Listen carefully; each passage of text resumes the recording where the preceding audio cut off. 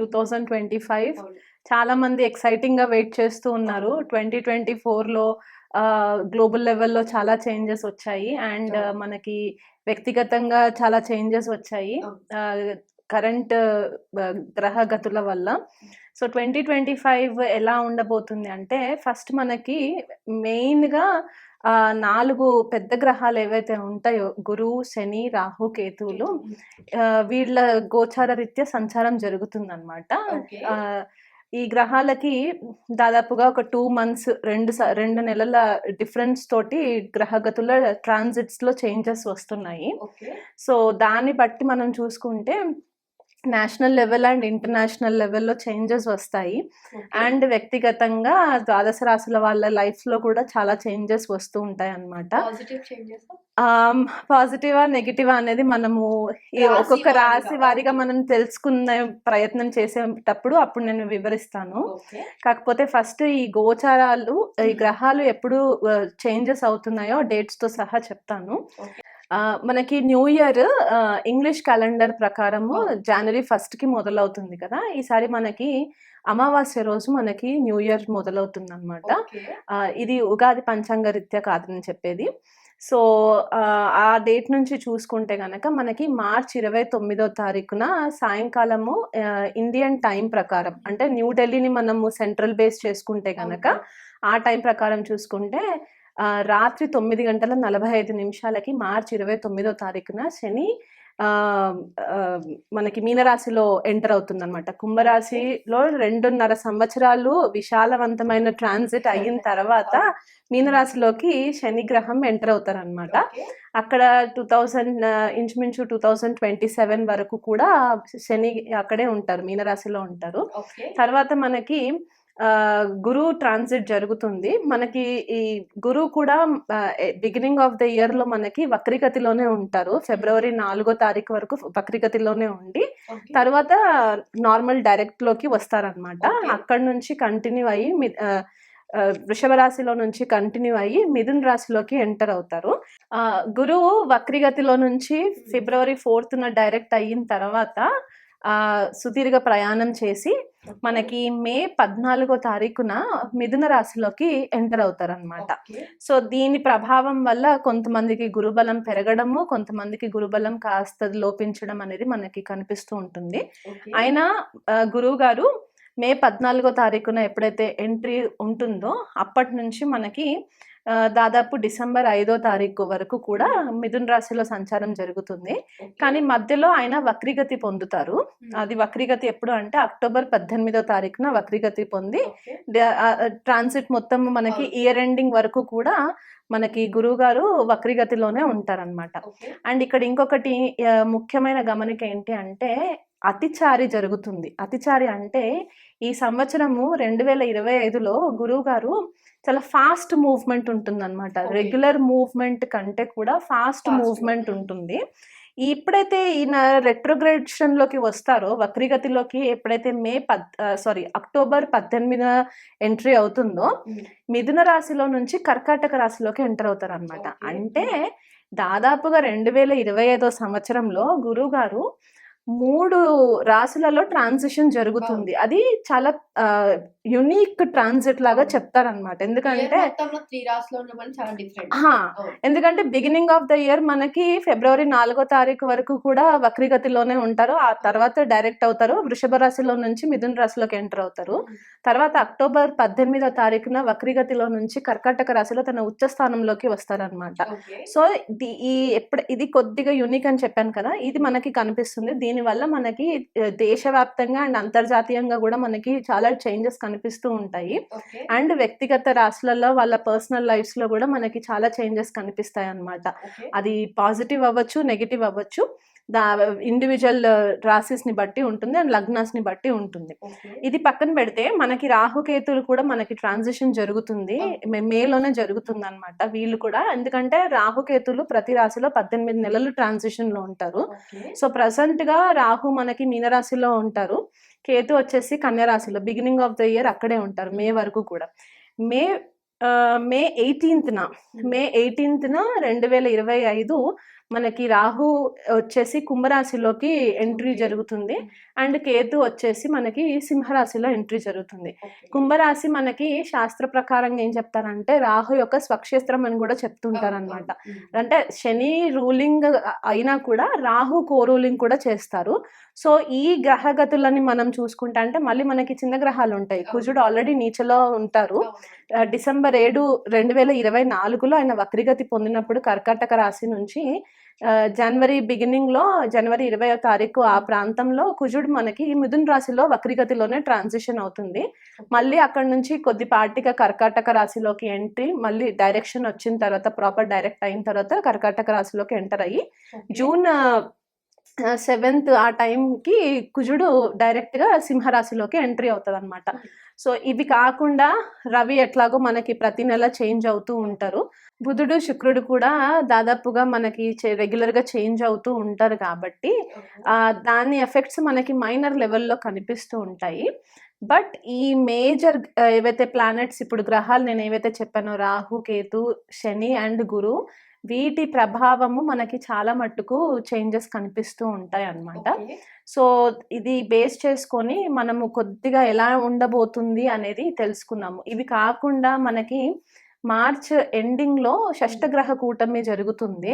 అది మనకి ఎలాగైతే 2019 డిసెంబర్ 26వ తారీఖున మనకి ధనుసు రాశిలో ఎలాగైతే షష్టగ్రహ కూటమి జరిగిందో ఈసారి మనకి మీనరాశిలో జరుగుతుంది అనమాట షష్టగ్రహ కూటమి. సో దాని గురించి మనం ఇంకొక ఎపిసోడ్ చెప్పుకున్నప్పుడు వివరాలు చెప్తాను అప్పుడు.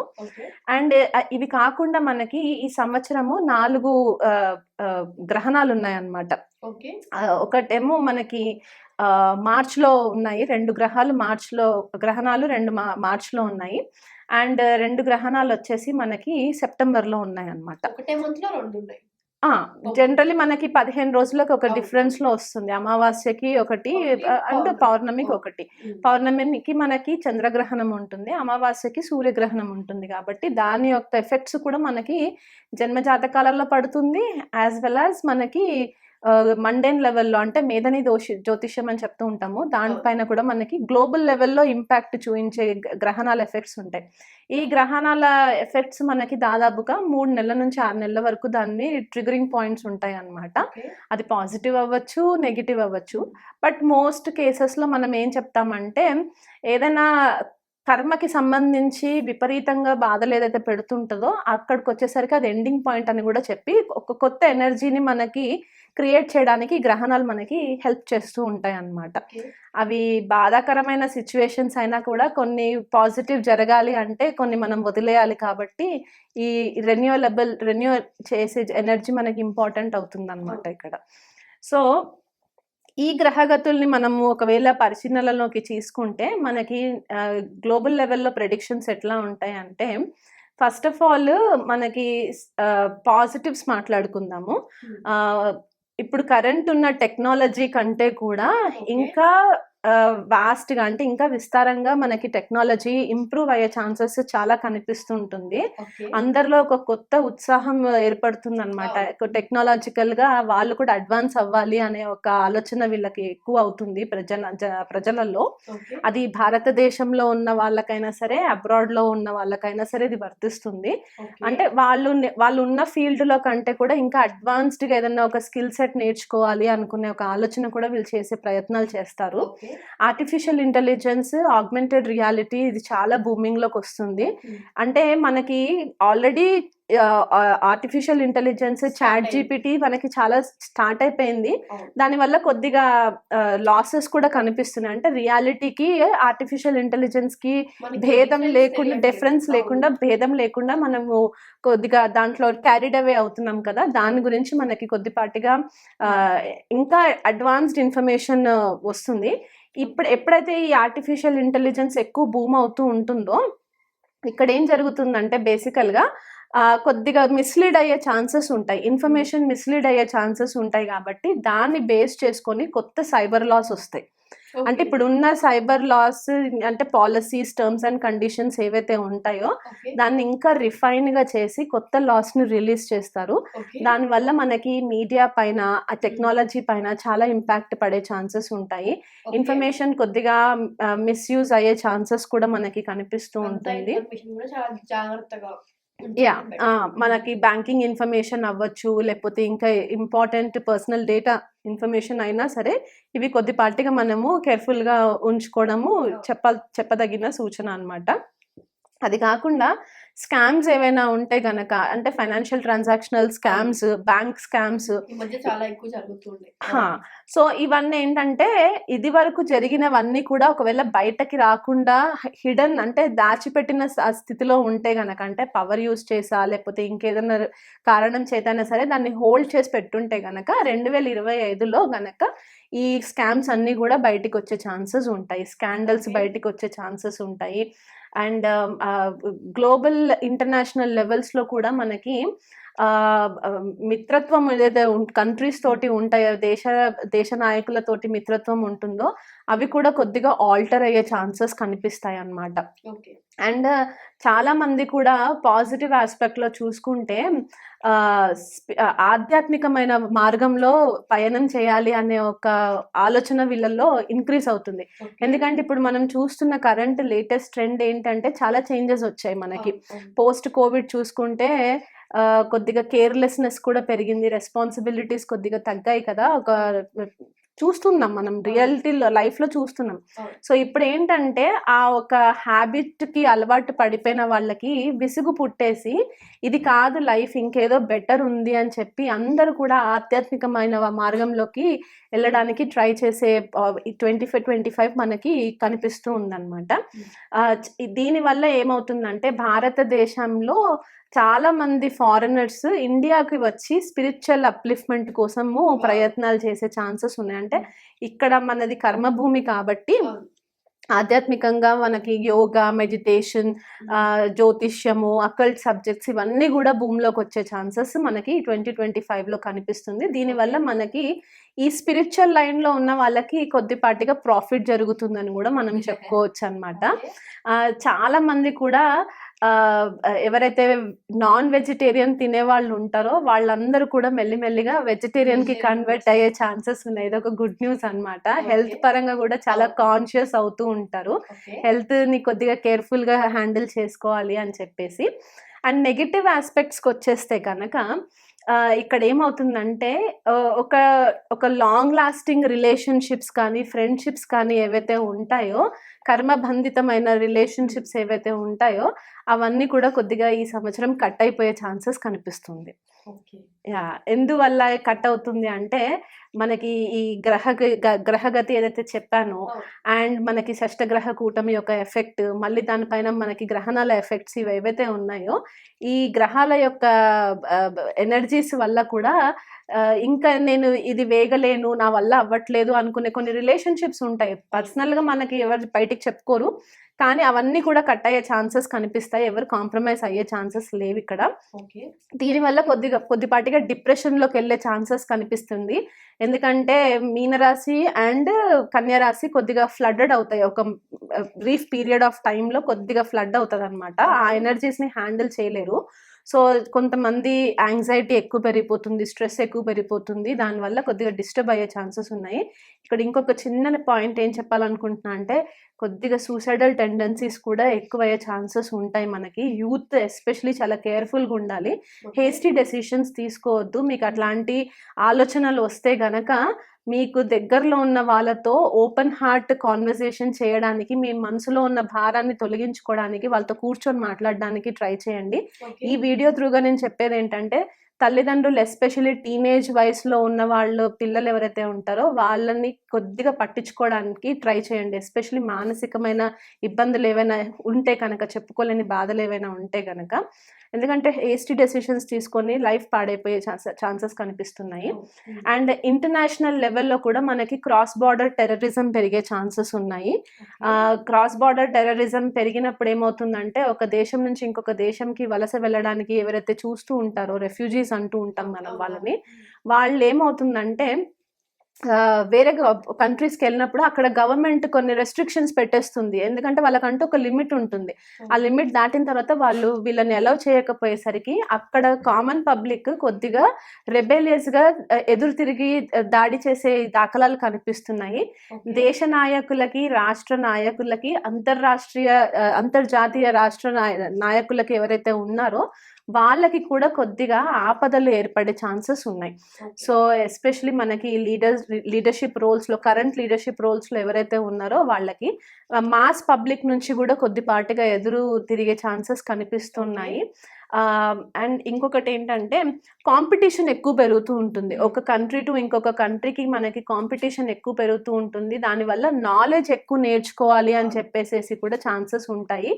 అండ్ రాహు ఎప్పుడైతే మనకి కుంభరాశిలోకి ఎంటర్ అవుతారో, పూర్వభాద్ర నక్షత్రంలోకి ఎప్పుడైతే ఎంటర్ అవుతుందో మే 18th తర్వాత, చాలా మట్టుకు ఇన్ఫర్మేషన్ మనకి ఏదైతే గ్రహాంతర వాసుల గురించి మనకి ఇన్ఫర్మేషన్ ఏదైతే స్టాప్ చేసి పెట్టారో అదంతా కూడా ఈ సంవత్సరం మనకి కొద్దిగా బయటికి వచ్చే ఛాన్సెస్ ఉన్నాయి. సైన్స్ అండ్ టెక్నాలజీ అడ్వాన్స్ అయ్యే ఛాన్సెస్ ఉన్నాయి. ఇవి కాకుండా మనకి రాహు మీనరాశిలో ట్రాన్సిట్ అయిన తర్వాత ఈ షష్టగ్రహ కూటమి కూడా మనకి ఉంది కాబట్టి, దీని ప్రభావం వల్ల మనకి ఏమవుతుందంటే, కొద్దిపాటిగా సునామీలు రావడము, సముద్ర తీరాన కొద్దిపాటిగా అలలు ఉప్పొంగడము, హరికేన్స్ రావడము, మనకి వెస్ట్లో హరికేన్స్ ఎక్కువ వస్తూ ఉంటాయి, సైక్లోన్స్ రావడం, తెలుగు రాష్ట్రాలలో వర్షాలు ఎక్కువ పడడము, సైక్లోన్ ఎఫెక్ట్స్ రావడము, దానివల్ల పంట నష్టం జరగడము, కొద్దిపాటిగా ప్రాణ నష్టం కూడా జరిగే ఛాన్సెస్ మనకి కనిపిస్తుంది ఈ సంవత్సరము 2025లో. భూకంపాలు రావడము, ఎస్పెషలీ మనకి నార్త్ ఇండియాలో భూకంపాలు రావడము, సౌత్ ఇండియాకి వచ్చేసరికి మనకి కొద్దిపాటిగా సునామీస్, సైక్లోన్స్ ఇవన్నీ వచ్చే ఛాన్సెస్ మనకి, జల ప్రమాదాలు, ఎస్పెషలీ ఈ యూత్ ఎవరైతే బీచ్ పార్టీస్ అని చెప్పేసి బీచ్కి వెళ్ళాలి, గోవాకి వెళ్ళాలి, చెన్నైకి వెళ్ళాలి అని ఎవరైతే అనుకుంటూ ఉంటారో వీళ్ళు కొద్దిపాటిగా కేర్ఫుల్గా ఉండాలి. ఈ జల ప్రమాదాలు జరిగే ఛాన్సెస్ మనకి చాలా మట్టుకు క్లియర్గా కనిపిస్తుంది అనమాట 2025లో. దీనివల్ల ఇమోషనల్ టర్మాయిల్, అంటే చాలా మానసికమైన భావోద్వేగాలకు లోనయ్యే సిచ్యువేషన్స్ కూడా మనకి సంవత్సరం కనిపిస్తుంది. కామన్ పబ్లిక్ కొద్దిగా వచ్చేసరికి ఏంటంటే, మనకి లీడర్స్ ఏదైతే ప్రామిస్ చేస్తారో ఆ ప్రామిస్ని వీళ్ళు కనుక ఒకవేళ నిలబెట్టుకోలేకపోతే కామన్ పబ్లిక్ కొద్దిపాటిగా ఎదురు తిరిగే ఛాన్సెస్ కనిపిస్తూ ఉన్నాయి. కొన్నిసార్లు ఏమవుతుందంటే, కొన్ని పథకాల పేర్ల పైన కూడా జరుగుతూ ఉంటాయి కదా, అది వీళ్ళకి టైంకి అందుబాటు అవ్వక కూడా కొద్దిగా రెబెల్గా తిరిగే ఛాన్సెస్ కనిపిస్తున్నాయి. ఎందుకంటే ఒక నెల 15 రోజులు పై వరకు కూడా శని రాహులు కలిసి మీనరాశిలో ఉంటారు కాబట్టి దాని ఎఫెక్ట్ మనకి చాలా ఎక్కువ కనిపిస్తూ ఉంటుంది. అండ్ ఎవరైనా గృహయోగాలు అవి ఇవి శుభకార్యాలు చేసుకోవాలంటే వాళ్ళ యొక్క జన్మ జాతకాలు అండ్ మనకు రాసులని బట్టి మనకి డిఫరెన్స్ తెలుస్తుంది. ఇప్పటి వరకు మనం చెప్పుకున్న ప్రెడిక్షన్స్ అన్ని కూడా ఏంటంటే మండెన్ లెవెల్లో ఉండే ప్రెడిక్షన్స్ అనమాట. అంటే గ్లోబల్గా మనకి ఎఫెక్ట్స్ ఎట్లా ఉంటాయి అని చెప్పేసి. ఈ ఓవరాల్గా 2025లో మనకి ఒక లెసన్ ఏమొస్తుంది అంటే, కలెక్టివ్ కాన్షియస్నెస్, అంటే అందరూ కూడా ఒకే ఒక ఆధ్యాత్మికమైన మార్గంలో పయనం చేయాలి. అంటే మనకి మానవ సంబంధాలు కొద్దిగా తెగిపోయినట్టు అనిపించింది. కోవిడ్ ఉన్నంత కాలం వరకు కూడా హ్యుమానిటీ బాగానే ఉండింది, కానీ ఎప్పుడైతే ఈ మళ్ళీ నార్మల్కి వచ్చిందో అందరు మళ్ళీ ఎవరి లైఫ్ వాళ్ళు లీడ్ చేసేసుకుంటూ ఎవరికి ఇష్టం వాళ్ళు కంటిన్యూ చేస్తున్నారు కదా. మళ్ళీ 2025లో ఏంటంటే చాలా మట్టుకు ప్రేమ భావాలు పెరగడము, ఒకరినొకరు మళ్ళీ కొద్దిగా ఆప్యాయతతో పలకరించుకోవడము, కరుణ, జాలి, ప్రేమ ఇవి ఎక్కువ కనిపించే ఛాన్సెస్ మనకి కనిపిస్తూ ఉన్నాయి. యోగా, మెడిటేషన్ దీంట్లో వెళ్ళాలి అని చెప్పేసి చాలా మంది ఆలోచిస్తూ ఉంటారు, డెసిషన్స్ తీసుకుంటారు కూడా. అది కాకుండా మెడిసిన్ ఫీల్డ్లోకి వచ్చేసరికి ఏంటంటే కొత్త రకమైన మందులు కనిపెట్టడము, కొత్త డ్రగ్స్ బయటికి రావడము, ఏదైనా సీరియస్ వైరస్ కూడా వచ్చే ఛాన్సెస్ ఉన్నాయి. ఎందుకంటే ఈ షష్టగ్రహ కూటమి ఎఫెక్ట్ మనకి కన్యా రాశి పైన పడుతుంది కాబట్టి ఆ టైంలో మనకి కొద్దిపాటిగా కొత్త రకమైన వైరస్ స్ప్రెడ్ అయ్యే ఛాన్సెస్ ఉన్నాయి కాబట్టి దానిని కౌంటర్ అటాక్ చేయడానికి కొత్త రకమైన మెడిసిన్స్ కూడా వీళ్ళు మళ్ళీ అందుబాటులోకి తీసుకొచ్చే ఛాన్సెస్ ఉంటాయి. మెడిసిన్ ఫీల్డ్లో కూడా చాలా మట్టుకు సైంటిఫిక్ కల్మినేషన్ జరిగి ఇక్కడ కొత్త కొత్త విషయాలని ఆవిష్కరణ జరిగే ఛాన్సెస్ ఉన్నాయి. ఆల్రెడీ మనకి క్లోన్ టెక్నాలజీ అనేది ఒకటి చూస్తూ ఉన్నాము, అది ఇంకా కొద్దిగా అడ్వాన్స్డ్ లెవెల్లో జరిగే ఛాన్సెస్ ఉన్నాయి. సో ఓవరాల్గా చూసుకుంటే 2025కి వచ్చేసరికి ఏంటి అంటే మొదటి 6 నెలలు కూడా కొద్దిపాటిగా చాలా నత్తనడక నడుస్తుంది అన్న ఫీలింగ్లోనే ఉంటారు. అంటే 2024కి 2025కి పెద్దగా తేడా లేదు అన్నట్టే కనిపిస్తుంది. కానీ ఒక్కసారి ఎప్పుడైతే కంప్లీట్గా ఈ పెద్ద గ్రహాలన్నీ కూడా మార్పులు జరుగుతాయో జూన్ 1 నుంచి కూడా మెల్లిగా బండి కొద్దిగా ఫాస్ట్గా వెళ్తుంది అనే ఒక ఫీలింగ్లోకి అన్ని రాసుల వాళ్ళకి ఇది ఒక పాజిటివ్గానే చెప్పుకోవచ్చు. అంటే ఫస్ట్ హాఫ్ కంటే కూడా సెకండ్ హాఫ్ అన్ని రాసుల వాళ్ళకి కూడా చాలా బాగుంటుంది. కర్కాటక రాశి వాళ్ళకి ప్రజెంట్ గోచార రీత్యా చూసుకుంటే 2025లో వీళ్ళకి అష్టమ శనితోనే మొదలవుతుంది ఈ సంవత్సరము. ఎందుకంటే మార్చ్ తర్వాత అష్టమ శని కంప్లీట్ అయిపోతుంది. 2.5 సంవత్సరాల అష్టమ శని వీళ్ళకి ఏదైతే ఉండిందో అది మార్చ్ 29వ తారీఖు తర్వాత కంప్లీట్ అవుతుంది. గోచార రీత్యా కర్కాటక రాశి కర్కాటక లగ్నం వాళ్ళకి గురువు కూడా వక్రిగతిలో ఉండి లాభస్థానంలో ఉంటారు. కాకపోతే ఈ లగ్నానికి గురుడు కొద్దిగా అక్కడ లాభస్థానం మనకి బాధక స్థానం అని చెప్పుకుంటాం కాబట్టి గురువు లాభస్థానంలో ఉన్నా కూడా కర్కాటక రాశి వాళ్ళకి శని యొక్క అష్టమ శని ఎఫెక్ట్సే ఎక్కువ వీళ్ళకి కనిపిస్తూ ఉన్నదన్నమాట. అండ్ వీళ్ళకి గోచార రీత్యా మనకి రాహు కూడా మే 18వ తారీఖు వరకు కూడా రాహు మనకి భాగ్యస్థానంలో సంచారము, తర్వాత కేతు వచ్చేసి తృతీయ స్థానంలో సంచారం జరుగుతూ ఉంటుంది. సో ఇక్కడ ఏ రకంగా చూసుకున్నా కూడా వీళ్ళకి కొద్దిపాటిగా ఫేవరబుల్ రిజల్ట్స్ అనేది గురువు ఒక్కటి మాత్రమే వీళ్ళకి ఇస్తూ వచ్చారు. సో గురువు వక్రిగతిలో ఉండి కొద్దిగా ఆర్థికంగా వీళ్ళకి కొంచెము మెరుగుపడినా సరే ఎప్పుడైతే శని మార్పు జరుగుతుందో అష్టమ శని కంప్లీట్ అయిపోయి వీళ్ళకి భాగ్యస్థానంలోకి శని మార్పు జరిగిన తర్వాత భాగ్యోదయం అని అంటారనమాట జనరల్గా. అంటే భాగ్య అభివృద్ధి జరగడానికి కొద్దిపాటిగా ఛాన్సెస్ ఉంటాయి. కాకపోతే ఇక్కడ ఎట్లాంటి భాగ్య అభివృద్ధి అంటే ఇది వరకు ఏదైతే కష్టతరమైన సిచ్యువేషన్స్ ఉండినాయో వర్క్ రిలేటెడ్ ఎస్పెషలీ, ఎందుకంటే అష్టమ స్థానం నుంచి దశమ స్థానాన్ని చూస్తారు శని తృతీయ విశేష దృష్ట్యా. అక్కడ వీళ్ళకి కెరియర్లో ఒక రకమైన ఫోబియాస్ లాగా ఉండడము, జాబ్ ఉంటుందా ఊడిపోతుందా అనే ఒక భయాందోళనలో ఉంటూ వచ్చారు. అంటే కొంతమందికి దశలు కనుక ఫేవరబుల్గా లేకపోతే జాబ్ లాసెస్ కూడా జరిగి ఉండాలి ఈ పార్టికల్లా. లేదు అని అనుకుంటే కనుక ఈ శని ఏం చేస్తారంటే ఇప్పుడు పడిన కష్టం అంతా కూడా ఇక్కడ కొద్ది వీళ్ళకి ఫేవరబుల్ రిజల్ట్స్ ఇచ్చే ఛాన్సెస్ కనిపిస్తున్నాయి శని మార్పు వల్ల. అంటే మనకి దీని ఎఫెక్ట్స్ కొద్దిపాటిగా 2 months బిఫోర్ చూపిస్తుంది.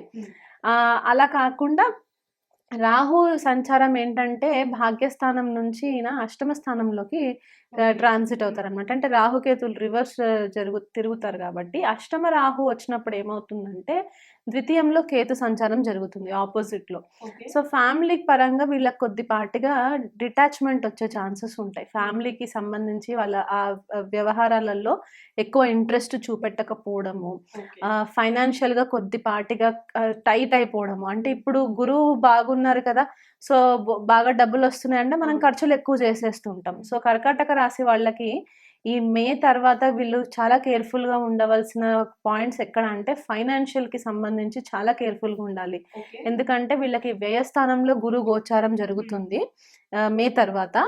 లాభం నుంచి వ్యయంలోకి వెళ్తాడు, అంటే లాసెస్లోకి వెళ్తాడు అనమాట. సో సడన్గా ఇప్పుడు ఏవైనా ఎక్కువ డబ్బులు వస్తున్నాయని చెప్పి ఇన్వెస్ట్మెంట్స్ పెట్టేస్తే ఆ టైంకి వచ్చేసరికి ఏంటంటే అవి కట్టుకుంటూ కూర్చోవాల్సి వస్తుంది ఎక్కువ మోతాదులో. అండ్ ఇక్కడ కేతు కూడా ద్వితీయ స్థానంలో ఉండేసరికి ఏంటంటే ఎక్స్పెక్టేషన్స్కి కొద్దిగా భిన్నంగా సిచ్యువేషన్స్ జరిగే ఛాన్సెస్ ఉంటాయి ఫైనాన్షియల్ మ్యాటర్స్కి సంబంధించి. ఇన్కమ్కి సంబంధించి. దీనివల్ల ఫ్యామిలీలో కొద్దిపాటిగా తగాదాలు రావడం కూడా మనకి కనిపిస్తూ ఉంటుంది. అష్టమ రాహు సంచారము మే తర్వాత ఎట్లాంటి రిజల్ట్స్ ఇస్తుందంటే వీళ్ళకి రీసెర్చ్ ఓరియంటెడ్ మైండ్ సెట్ ఇస్తుంది. అంటే ఏదన్నా కొత్త విద్య నేర్చుకొని దాన్ని డెప్త్లో నేర్చుకోవడానికి స్టూడెంట్స్కి నేను అదే చెప్తాను ఏంటంటే ఈ పర్టిక్యులర్ కర్కాటక రాశిలో ఉన్న వాళ్ళు రాహు సంచారం తర్వాత ఎక్కువ రీసెర్చ్ ఓరియంటెడ్ మైండ్ సెట్ తోటి బిహేవ్ చేయడం మనకు కనిపిస్తూ ఉంటుంది. అండ్ కొద్దిపాటిగా ఐసోలేషన్ అంటే ఒంటరిగా ఉండడానికి ఇష్టపడడం కూడా కనిపిస్తుంది. తండ్రితో కొద్దిపాటిగా డిస్టెన్సెస్ వచ్చేవి కనిపిస్తుంది.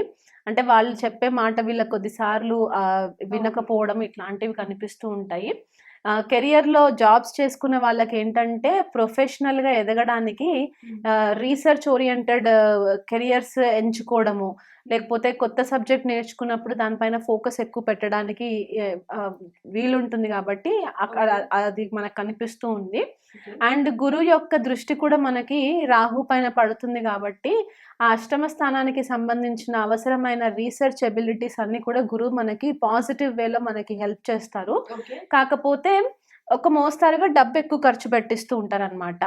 ఎడ్యుకేషన్కి రిలేటెడ్ గురువు వీళ్ళు తీర్థయాత్రలు కూడా చేసే ఛాన్సెస్ కనిపిస్తుంది. ఎందుకంటే భాగ్యస్థానంలో శని సంచారము అండ్ వ్యయస్థానంలో గురు సంచారం కాబట్టి తీర్థయాత్రలకి వెళ్ళడానికి సడన్ ప్లానింగ్స్ చేసుకోవడము, దానివల్ల డబ్బులు ఎక్కువ ఖర్చు అవ్వడము ఇవి మనకి కనిపిస్తూ ఉన్నాయి. కొన్నిసార్లు ఇక్కడ ఏం జరుగుతుందంటే రాంగ్ గురూస్ని అంటే కొంతమంది ఇల్యూషన్లో పడిపోయి కూడా రాంగ్ గురూస్ని చూస్ చేసుకునే ఛాన్సెస్ ఉన్నాయి కాబట్టి అది కొద్దిగా జరిగే పరిస్థితులు కనిపిస్తున్నాయి. కెరియర్ పరంగా దూరదేశాలకి వెళ్ళడానికి కూడా ఛాన్సెస్ కనిపిస్తున్నాయి.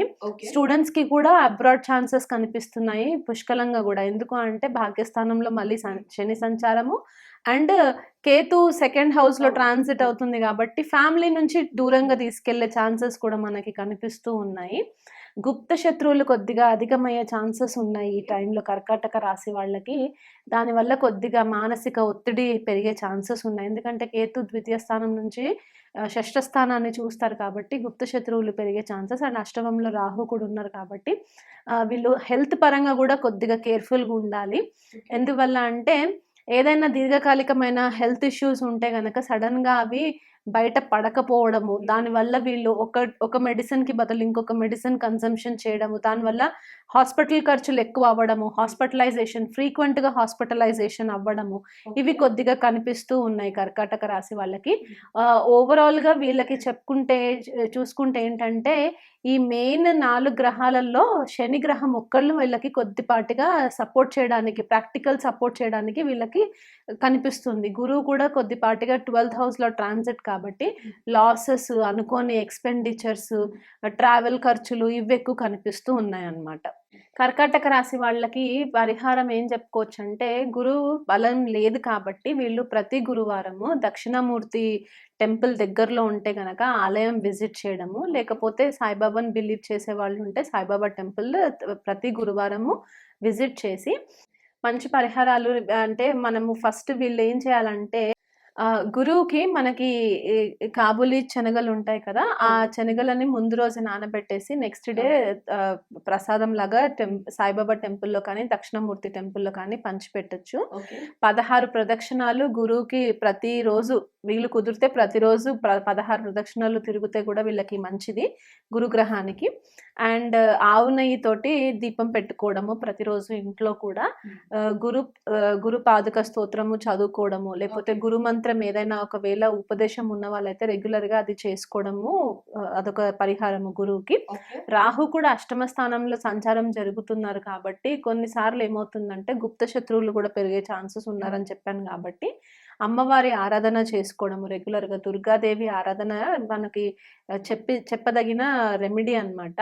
సో వీళ్ళ ఏంటంటే దుర్గా సప్తశతి పారాయణం చేసుకోవడము, లేకపోతే అది మన అర్గల స్తోత్రం చదువుకోవడము, రాహుకేతుకి బెటర్గా ఇంకా పర్ఫార్మెన్స్ ఇవ్వాలి మనకి అని అనుకుంటే కనుక సుబ్రహ్మణ్యేశ్వర స్వామి ఆరాధన ప్రతి మంగళవారం చేసుకోవడము, దగ్గరలో ఉన్న సుబ్రహ్మణ్య స్వామి ఆలయానికి విజిట్ చేసి నిమ్మకాయ దీపాలు మధ్యాహ్నం రాహుకాలం టైంలో దీపం పెట్టడం కూడా వీళ్ళు చేసుకుంటే వీళ్ళకి మంచి రిజల్ట్స్ వస్తాయి. వీలుంటే కనుక విజయవాడ దగ్గరలో ఉన్న కనకదుర్గాదేవి టెంపుల్కి విజిట్ చేయడానికి ట్రై చేయండి రాహు సంచారం జరిగిన తర్వాత. ఎందువల్ల దీనికి మనకి ఏమవుతుందంటే ఒక లాంగ్ డిస్టెన్స్ కూడా వెళ్ళినట్టు ఉంటుంది, అండ్ టెంపుల్ విజిట్ గురువుకి కూడా ఇది ఒక రెమెడీ అవుతుంది, రాహుకి కూడా రెమెడీ అవుతుంది, కాబట్టి అది చేసుకోవచ్చు. ఇంకా చాలా జన్మజాతకంలో ఇంకా దశలు కూడా ఫేవరబుల్గా లేవు అని అనుకున్న వాళ్ళు ఉంటే గనక మీ దగ్గరలో ఉన్న జ్యోతిష్కుల్ని ఒకసారి మీ చార్ట్ విశ్లేషణ చేయించుకొని చండీ హోమం చేయించుకుంటే కూడా వీళ్ళకి మంచి రెమెడీస్ హెల్ప్ అవుతుంది అనమాట. రాహుకేతు క్లాసెస్ స్పెసిఫిక్గా లాంచ్ చేయడం జరిగింది. ఇది ఆల్రెడీ జ్యోతిష్య పరిజ్ఞానం ఉన్న వాళ్ళకి అనమాట, అంటే బిగినర్ ఫేజ్లో ఉండి కొద్దిగా అడ్వాన్స్డ్ లెవెల్కి వెళ్ళాలనుకునే వాళ్ళ కోసము రాహుకేతు జన్మజాతకంలో ఎలాంటి ప్రాబ్లమ్స్ క్రియేట్ చేస్తారో, దానివల్ల మనం ఎలాంటి రెమెడీస్ ఇవ్వచ్చు, అంటే పితృదోషం కావచ్చు, పుత్రదోషం కావచ్చు, కలత్ర శాపం కావచ్చు, ఇలాంటివి ఏవైతే దోషాలు ఉంటాయో అసలు రాహుకేతు ఏ భావాలలో ఉంటే, ఏ రాసులలో ఉంటే ఎలాంటి పరిహారాలు ఇస్తాయి, ఎలాంటి రిజల్ట్స్ ఇస్తాయి, ఫారెన్ సెటిల్మెంట్ బిజినెస్కి పరంగా ఎట్లాంటి రిజల్ట్స్ ఇస్తాయి, స్పెసిఫిక్గా రాహుకేతు ఎందుకు తీసుకోవడం జరిగిందంటే కర్మిక్ నోట్స్ అనమాట. మనం గత జన్మలో చేసుకున్న ఒక కాంబినేషన్ని బట్టి మనకి మన జన్మ జాతకంలో ప్లేస్మెంట్స్ పడుతూ ఉంటాయి. సో ఈ కోర్స్ లాంచ్ చేయడం జరిగింది. సో ఎవరికైనా ఇంట్రెస్టెడ్ ఉంటే గనక, ఆల్రెడీ ఆస్ట్రాలజీ నాలెడ్జ్ ఉన్న వాళ్ళు ఉంటే గనక ఈ కోర్స్లో ఎన్రోల్మెంట్ చేసుకోవడం, మీకు ఇంట్రెస్టెడ్ ఉంటే చేసుకోవచ్చు. మీకు ప్రీ రికార్డెడ్ క్లాసెస్ కూడా ఉంటాయి. ఒకవేళ ఒక క్లాస్ మిస్ అయినా సరే మీకు ఆ రికార్డెడ్ వర్షన్ మీకు పంపడం జరుగుతుంది. ఆల్ క్లాసెస్ ఆన్లైనే ఉంటాయి కాబట్టి సాటర్డే సండే స్కెడ్యూల్ చేయడం జరుగుతుంది. మీకు వీలు కుదిరితే కనుక మీరు ఇంట్రెస్టెడ్ ఉంటే నా నంబర్కి మెసేజ్ చేస్తే నేను మీకు ఫుల్ ఫ్లెజ్డ్ కోర్స్ డీటెయిల్స్ ఇవ్వడం జరుగుతుంది. ఓకే.